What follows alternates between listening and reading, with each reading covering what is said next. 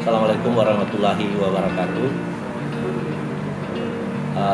Warga masyarakat yang saya cintai, saya Hardi Sidiki sebagai Ketua DPRD Kota Gorontalo menghimbau dan mengajak kepada Bapak Ibu warga masyarakat untuk tidak percaya pada berita hoaks yang terkait vaksin Sinovac yang selama ini beredar,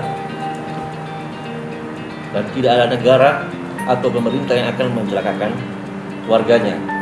Jadi saya sebagai Ketua DPR harus bersyukur bahwa pemerintah memberikan perhatian khusus kepada kita masyarakat dengan diberikan vaksin yang berkualitas untuk kekebalan tubuh kita dari serangan virus corona. Dan alhamdulillah vaksin itu telah dinyatakan oleh MUI serta dinyatakan oleh Balai POM benar-benar bisa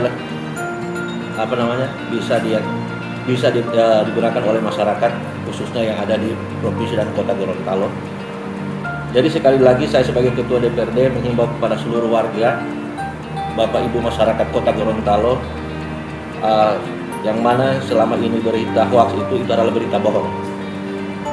Jadi mungkin itu, terima kasih dari saya sebagai Ketua DPRD. Assalamualaikum warahmatullahi wabarakatuh.